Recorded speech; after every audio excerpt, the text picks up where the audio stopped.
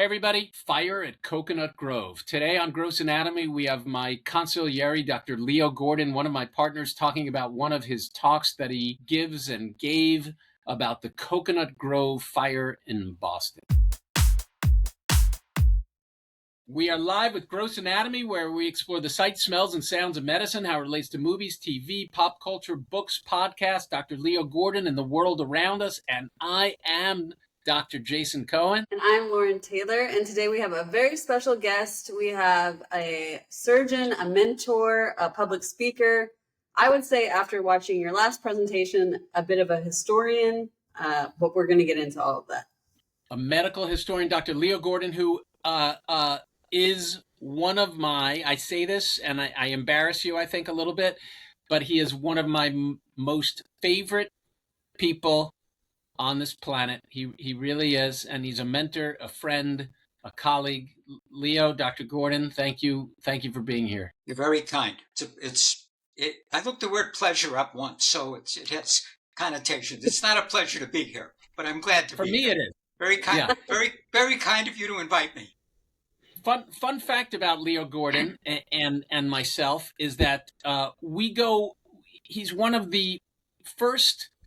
He's been my roommate for probably longer than my wife has been. I met him when I moved out to Los Angeles 26 years ago now. 26 years ago, the gentleman, the doctor who hired me as his fellow, Dr. Gordon and Dr. Silberman, Alan Silberman, hired me to be a surgical oncology fellow, and he and Dr. Gordon are buddies from medical residency. Correct. Right? That's right. And early on in my fellowship, I still remember meeting you at Jerry's Deli across the street from the hospital. I still remember the first time meeting you and you telling us stories, and Dr. Silberman, Alan Silberman, just laughing, and me not yet knowing who this guy was. And little did I know, for many years, we shared a room about the size of a bathtub, you and I. That's right. We shared an office for many years. Yes, I used to be a big shot, and I wound up sharing an office with him. It's unbelievable how life can channel you in different directions. Exactly. So what are we doing today? Well, Dr. Gordon, recently, when exactly did you give this latest presentation? In Boston, right? No, I've never given it in Boston, although I'm headed to Boston in the spring. I gave it to the Alumni Society at our medical center, and I've given it two other times just because there are so many Bostonians or people, New Englanders, living in the Los Angeles area, and it got a write-up in our local newspaper that generated more interest. So I've given it several times because it has broad appeal on a variety of levels. So, Dr. Gordon, Leo, you and I share a lot of common interests. We both happen to be surgeons, but we also are both big fans of movies and television and that sort of thing. And my shtick is I started this podcast. Yes. I could say your shtick, one of the things you started doing is giving these interesting historical lectures and speeches related to illness and pop culture too, to some degree, right? Exactly. That's the theme of your podcast, and it reflects so much that's going on in medicine today. As a matter of fact, you're practicing narrative medicine with your podcast. Narrative medicine is this whole new concept. They're calling it a new concept. Actually, it isn't. It's just a throwback to getting a full story from the patient. And your podcast is all about the stories of medicine and how they interact with popular culture. So for me, it was just my love of movies and TV and frustration with stuff. How did this endeavor start for you, doing these talks? Because I've heard you give talks for at least 20 years, and I've enjoyed most of them and learned a lot from them and learned a lot about you. But I'm curious how you started down that road. What made you start doing that? Well, it started because of the unbelievable number of lousy medical talks we had to go to as students, residents, and I might say even as attendings. And it always intrigued me that why can't we take some of the elements of public speaking and transport it over to medical talks, and thereby inspiring students, residents, and getting the same point across, although in an engaging manner. How long have you been doing this for? I've been doing How long have you been doing these kinds of talks for? I would say for about 40 years. Yeah. And it's funny, and I'll tell you outright, there's a lot of public speaking courses out there. I've taken care of a couple of public speaking people who own public speaking companies. And people say, Leo, how did you come up with this idea? There's 2 books that I read before every presentation. One is called Stand Like Lincoln, Speak Like Churchill. And you can read that book in an hour and a half. And the other book is the guide to TED Talks. TED Talks are just these brief 20-minute talks. And I picked up a couple of pointers from there and started incorporating them into these medical presentations. That's how it started. So we're about to talk about your most recent talk, which is the Coconut Grove fires. Now, I want you to know, when I think Coconut Grove, I was all excited because I'm thinking Coconut Grove, Florida. And then I found out it's Coconut Grove, Boston. I'm a little more confused about the origins and what made you, other than the fact that you're a Bostonian. And maybe that's what it is. Hey, I want to talk about something about Boston. Where and why and how did this idea get birthed? Well, it started a long time ago. I grew up 20 miles outside of Boston. In Haverhill, Massachusetts. Haverhill. You're pronouncing it correctly. And right. I did my surgical residency about 3 blocks from the Coconut Grove nightclub. And over the years, I have collected, books and what the collectors call ephemera, medical papers, newspaper clippings, and it's always been in the back of my mind. So I had this collection of material about this fire, November 28th, 1942.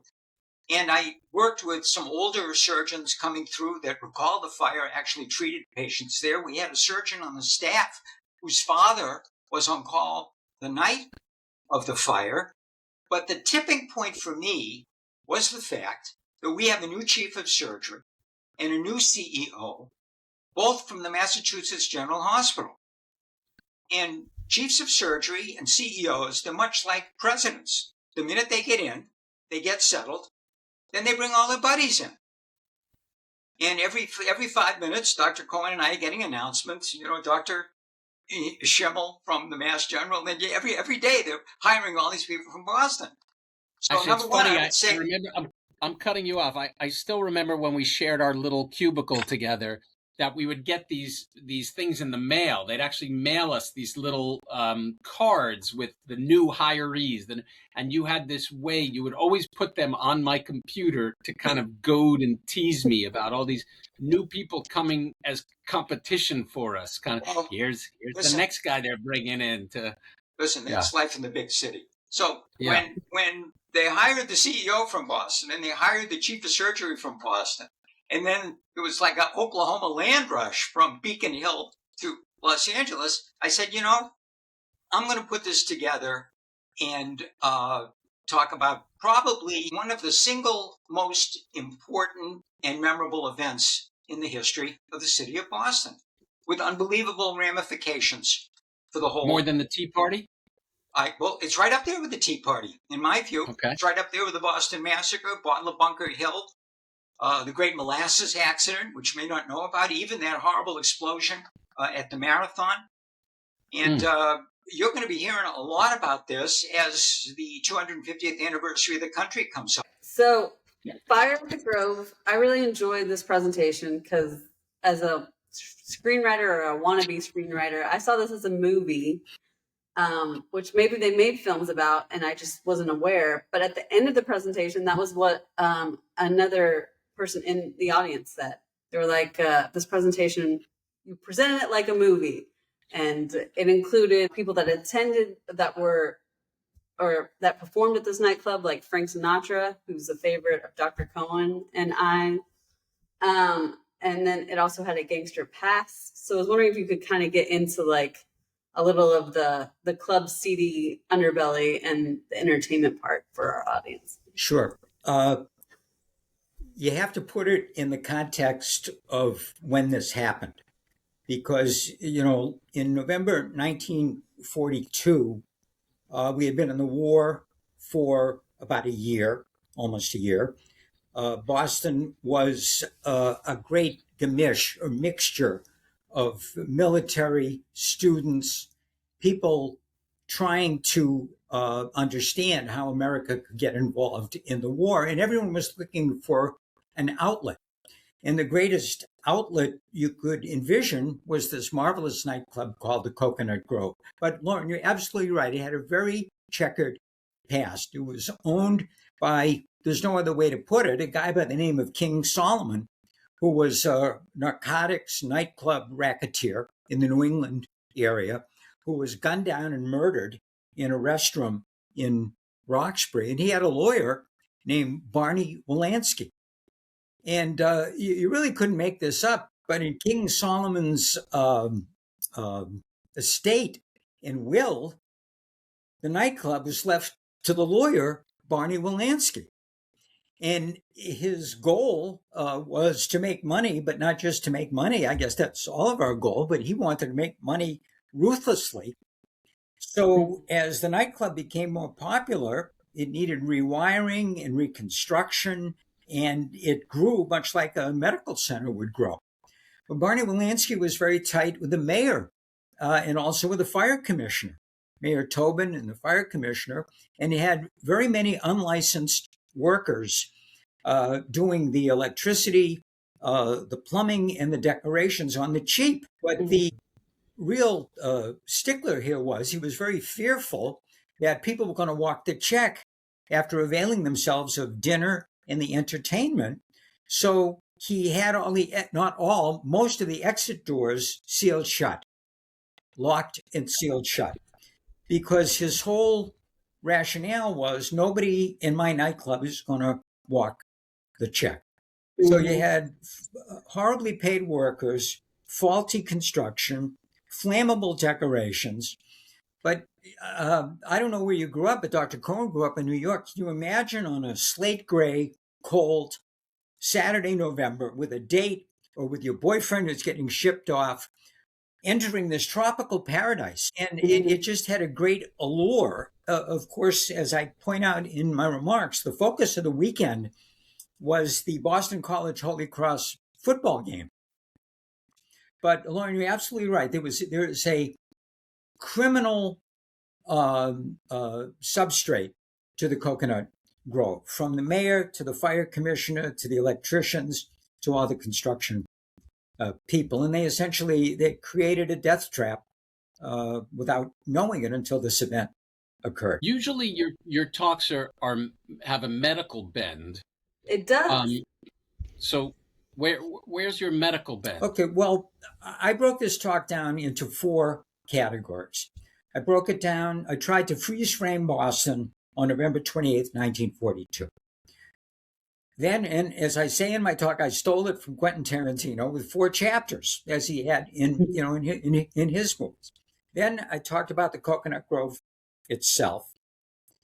Then the fire. And then the aftermath of the fire. And there were really 4 aftermaths. Number 1, apropos of this podcast, was medical. Number 2 was legal.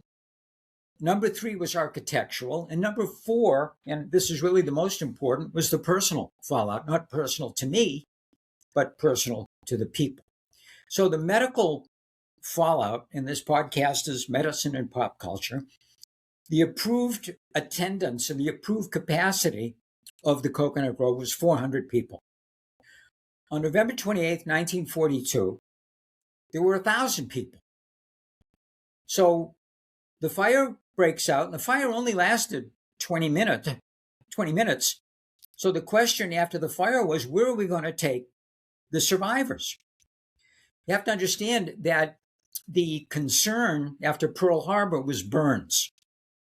So just by how medicine comes about, both major hospitals in Boston, the Boston City Hospital and the Mass General Hospital, had disaster drills focused on burns a few weeks prior to this event. So they bring 300 people to Boston City, and they bring about 150 people to Mass General. And people said, well, why the disparity? Why did they bring so many to the city hospital and so few to the Mass General? Well, in Boston, if you were a victim of trauma, you went mainly to the city hospital. The Mass General Hospital, marvelous institution, it was a little more genteel. It was a little more Beacon Hill, I don't want to use the word upscale because it's not a shopping center, but it catered to, a different crowd. So as far as the medicine goes, there were two distinct ways of treating burns. One at the Boston City Hospital, which was smearing tannic acid on the wound, and the other at Mass General, which was smearing Vaseline and bandages. So you couldn't design a study better if you wanted to study how burns are treated. So if you went to Boston City, you were put in a bed and covered with tannic acid. If you went to the Mass General, your wounds were covered with Vaseline and then wrapped in white gauze, and the gauze was changed. And to their credit, let me just make one other comment. The doctors on call that night, many of them saw an opportunity that I would not have seen. The majority of the doctors on call that night went on to have fabulous careers in physiology, plastic surgery, burn care, psychiatry, the post-traumatic, what we would now call post-traumatic stress. And the other medical fallout was resuscitation. When you have a burn, you lose a lot of fluid.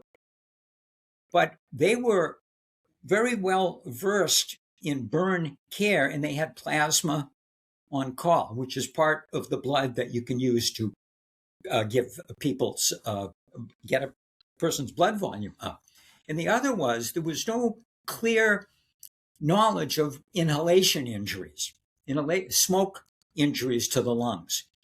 And the doctor couldn't figure out, the doctors, many of them couldn't figure out how someone could die of a fire and yet not have any external signs of a burn, which led to the recognition that they were having breathing difficulties. And then when the postmortem autopsies were done, they saw the trachea, which is the main breathing tube, covered with charcoal, and said, this is before ventilators, breathing machines, before blood gases. So I would say the main medical outcomes were burn care, burns you could see, and recognition of inhalation injuries. So a lot of studies and papers came out of that time at those hospitals? There was a flurry of papers from both institutions. It really set the care of burns ahead 10 years, 15 years. And don't forget, a lot of the war injuries were burn injuries also. And wow. There's never been a fire more studied than the Coconut Grove fire. And I don't think there's ever been a fire that gave rise to more medical advances. Huh. How come, seriously speaking, how come it's not a movie? Why don't we, how come it's never been made into a TV show or movie? I mean, it sounds like a better version of the Paul Newman Towering Inferno. I am making efforts to do that. I'll just leave it at that. Because I'm telling you, who are the two most prominent Boston actors you know? Matt and Ben. Okay. Yeah. You take this idea, as I will one day, to Matt and Ben and say, fellas, you want to make the definitive Boston movie? You want to make a movie that synthesizes what brings people into the theater, romance, crime, medicine, political shenanigans? Then I got a package for you that's going to be a better movie than The Friends of Eddie Coyle, The Town, Mystic River, and any other Boston movie made. And I include the original Thomas Crown Affair.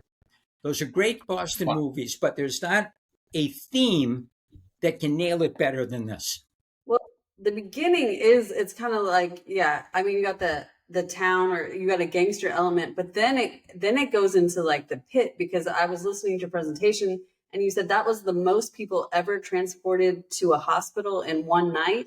So that's like, the pit is always like the most popular show, on HBO is always finding ways to get the most people into a hospital because that's what people want to watch. So the second half is all like the pit aspect. It has the theme of your podcast is medicine and pop culture, and I'm telling you the ramifications of this fire really affect everyone. You talk about the different hospitals. There's an element of nursing. It's called the change of shift. Change of shift, it's like a handoff in football. And sometimes there are communication problems and a patient will get lost. I think this is the only time in the history of medicine where the change of shift actually helped the patients, because at Boston City Hospital, they were having a Thanksgiving party. So the nurses leaving their shift were going to the party, and the nurses arriving for their shift were going to the party, and a lot of the attendings were going to the party. We're all victims of when and where we get sick and under whose care we wind up. And I in the talk, I think this is just about the only time where the change of shift actually benefited patients. Yeah, it's interesting you talk about the change of shift, because getting back to the pit, Lauren, that's a big part of the pit also, is they start with the change of shift, and it's a big part of the show, the pit. But the broad stroke is that of all the medicine and architectural and legal elements, it's the personal stories of how those people wound up at the Coconut Grove on November 28th, 1942. That really resonates with the audiences, because no one can conceive of 492 deaths. You can't, however, everyone can conceive of a young couple getting married at the Statler Hotel at 2 and dying together at 10. And you can conceive of, a party of 16 at the Coconut Grove, and you're the only survivor. It sounds like the Titanic. I've thought a lot about other mass casualties that have medical implications. And other than D-Day and war, I just can't. I mean, the 9/11 was a horrible event, but those people were immolated immediately. Yeah. You remember those? You remember those scenes in New York when all the ERs were ready and nobody showed up? Yeah, we sat at our hospital thinking, some stuff was going to happen, but all the doctors in New York were all on call, all ready, and there were just no patients, no survivors.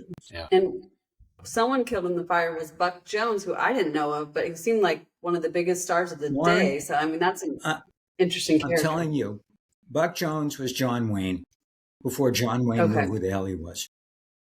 He was Hopalong Cassidy, John Wayne, Clint Eastwood, and he was. It's a very interesting story. That's what I mean. The personal stories.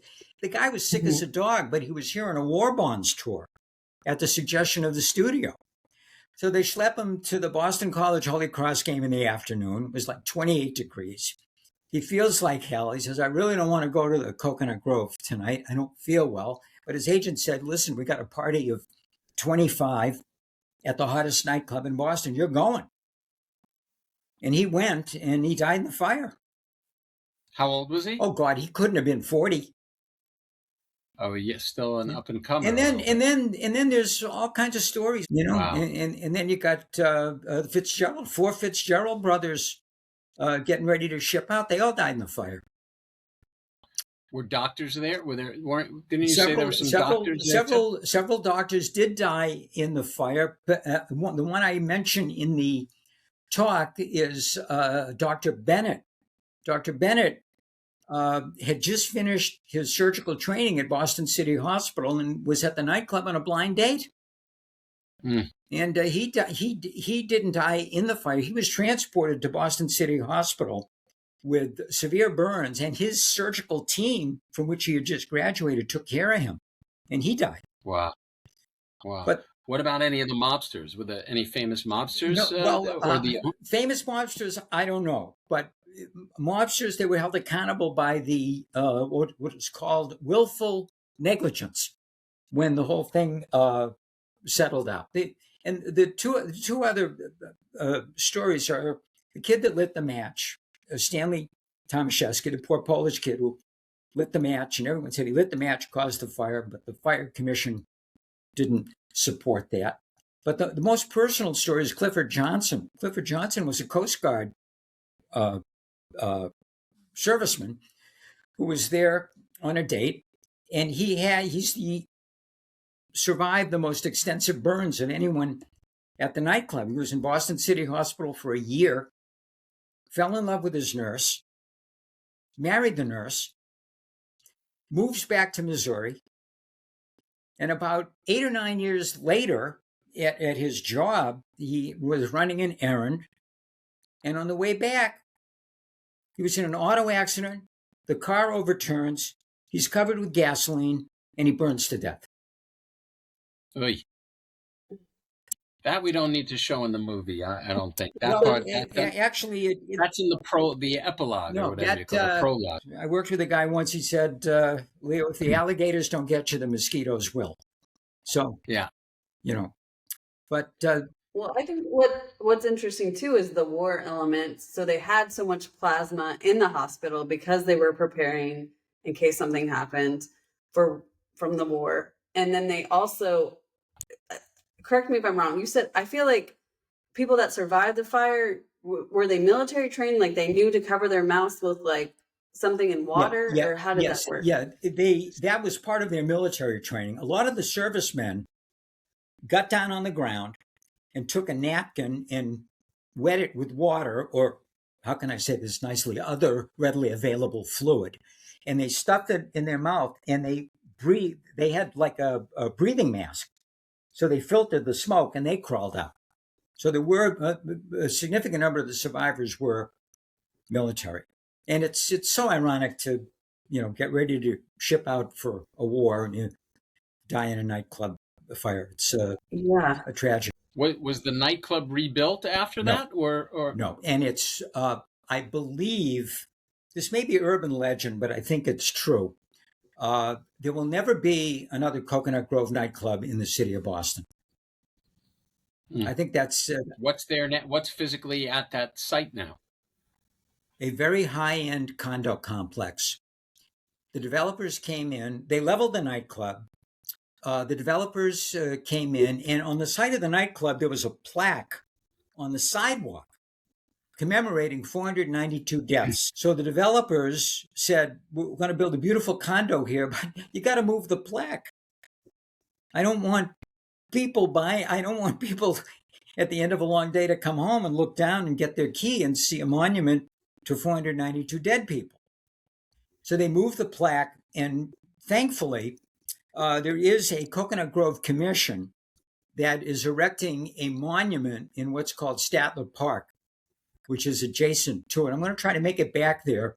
I think I have a picture of it in the talk, solicit some donations. I'm their West Coast representative for the fundraising.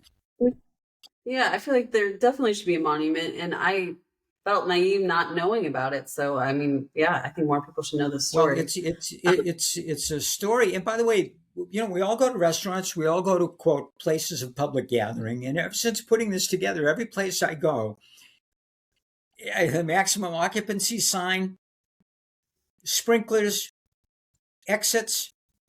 But the revelation for me was every hotel I ever walked by before I started putting this together, they had a revolving door in the middle and 2 doors on either side. And I thought the doors on either side were put in for the Americans with Disability Act that came in the 90s. So someone on a walker or in a wheelchair would be able to get outside. No, those 2 doors represent architectural change after the Coconut Grove fire. Because the Coconut Grove fire only had 1 exit door, and it was a revolving door. And people got stuck in it. That was the only exit, and they were trapped. So Wow. next time you walk by a hotel, you just think of the and the talk is very timely because of this New Year's Eve nightclub fire in Switzerland. You see them walking around with flaming New Year's Eve the sprinklers, and they're holding it right. saw They're that. holding it right up to the Yeah. ceiling. It was You so probably saw the terrible. videos. Yeah. Very Mhm. similar sounding kind of story a little bit, eh? You know, But it's interesting. The Boston Fire Commission's conclusion was that this is a fire of unknown origin. Now, how can you say that if you have a kid lighting a match underneath flammable decorations? And I never went to law school, but people tell me eyewitnesses are so variable. Somebody said, I didn't see anything burst into flames. Somebody said the walls were warm. The room was warm. Somebody said, I saw a blue light over there. And they interviewed everybody. And as I said, the final conclusion was we can't pinpoint one single event or one single cause. So they went through everything. Don't forget, the worst, there was a Cleveland Clinic fire in the 1920s in a hospital because they built the hospital in a building that used to store film. And film is extremely flammable, the old nitrate film. I was watching Inglourious Bastards again the other night. The film, and that killed, I think, about 22 healthcare workers. And the Coconut Grove used to be a film storage building. Some people thought it was German sabotage. I mean, it's a fire of unknown origin. So what I kind of expected, I was like, I feel like there's not going to be any justice, and this poor 16-year-old was getting blamed. But there was justice because the lawyer who owned the place, he was sentenced to what, like 12 years in jail? He was sentenced to 12 years. The mayor pardoned him because he had a metastatic lung cancer about 2 years in. And when he was released, and this is in one of the books I read to prepare for this, he said, my only regret is that I didn't die in the fire with those people. Wow. Because, wow. Not to get too philosophic, the real cause of the fire was greed. Yeah. There is, I think on YouTube, there is a documentary called Six Locked Doors. It's not a movie, it's a documentary. There's a lot of documentaries about the fire. Because he kept the doors locked because he didn't want people running out on their checks, right? Check. This is before before credit cards, everything was cash, and who knew? In our lifetime, maybe not in mine, Jason, but certainly in yours, there will be no cash. Yeah. Oh yeah. It's leaving soon. So what's next? What are you working on next, Dr. Gordon? The next talk is called Revolutionary Medicine with an exclamation point, July 1st. It's going to review medical care during Revolutionary War because this country is celebrating its 250th anniversary, and more soldiers died of disease during the Revolutionary War than did of injuries incurred upon them by the British. Ooh, I like and that. And we're gonna go into it. I love that. I do like your presidential illness talk a lot. I find that to be just so pertinent and fun and interesting. I get requests for that once a month. My Jan works with a lot of lineage societies, genealogy groups, and veterans groups.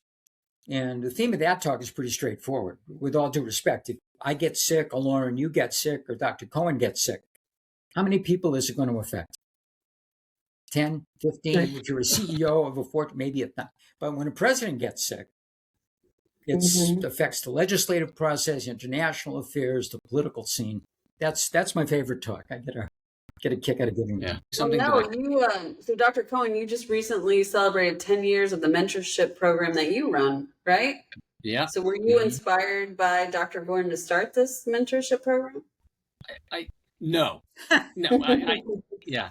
No, Dr. Gordon was not the inspiration for starting the program, but he, if I had to say who in my life I've considered a worthwhile mentor, Dr. Gordon is probably number 1, 2, and 3 in terms of giving me guidance, not financial. He never. We failed majorly when it comes to money, but we have no clue about that. I think that's why we became doctors. But in terms of other stuff, you've certainly been a strong mentor. Very, very kind. But, Lauren, we have very different styles, Dr. Cohen and I. It's a generational thing. Mm-hmm. But Dr. Gordon doesn't like to be hugged, and I love to hug him when I see him because I know how much it bothers him. It gives me such pleasure to give him a hug as a greeting. I'm going to send you to I'm going to send you to HR. Yes, exactly. Too much hugging. Exactly. So what are you? We like to end with what you're consuming. Whether it's movie, TV, book, pop, cult, what are you? I know. Well, and you referenced Tarantino. Did you guys hear he's written a play that he's going to put on sometime next year? That opening scene with Christoph Waltz. Mm-hmm. That's why I go to the movies. I mean, I've said that's one of my favorite movies. I'm sorry? That's one of my favorite movies. I love that you referenced that movie. That is chilling. I've seen it about 10 times. Mm-hmm. And I tell everybody outside of illicit drugs and alcohol, how can you get out of your life for 2 hours and 7 minutes? I need to rewatch it because I haven't seen it in a long time. So I need to rewatch it. Jason, it's one of the, whether or not it is a quote great movie, we'll have to wait a few years, but it's right up there. It's just so brilliant. Yeah. So what are you consuming these days, or what are you recommending? What's your favorite film recently, or your favorite book, or whatever you want to talk about? I saw Hamnet, and I'll tell you exactly what happened to me with that movie. I'm sitting there, and it was close to my birthday. About 30 minutes in, I said, "This is the most boring film ever made by unemployed art majors." Because it had every failed artistic trope. It had the sun fluttering through the trees. It had the pregnant woman in the woods. It had the overbearing father. And I'm sitting there, I'm going, Lord, take me now. And then at the 30 to 35 minute level, the movie exploded and became really one of the better movies that I've seen in the last 4 or 5 years. I don't know if you've seen it, Dr. Cohen. I have. It's on my list. It was really. I don't know the politics of Hollywood and the Oscars. It's all political. But if you're talking about the art of acting, that was up there. And then I saw Russell Crowe happens to be one of my favorite actors. I saw Nuremberg. I went to see Nuremberg because I've read a lot about medicine in National Socialist Germany. And that was with Rami Malek and Russell Crowe and some other very good actors. It was very good. But after I saw that, I went home and I watched Judgment at Nuremberg, 1961. Spencer Tracy, Marlene Dietrich, William Shatner, he had to be 25 years old. And Burt Lancaster and Maximilian Schell. Wow. And the difference in movie making from 1961 to 2026 was dramatic. 1961, the movie was 80% verbal. 2026, the movie was 80% visual, which is when you give it, and I've noted that in audiences now, I don't think Winston Churchill could make it in today's public speaking venue. I mean, yeah. But so that was a good movie I saw. All right, everybody. Thanks for listening. I hope you enjoyed our episode with my mentor, Dr. Leo Gordon, my friend, my mentor, and my consigliere, most important. I appreciate the invitation, Lauren. Thank you for setting this up. Thank you so much. Okay.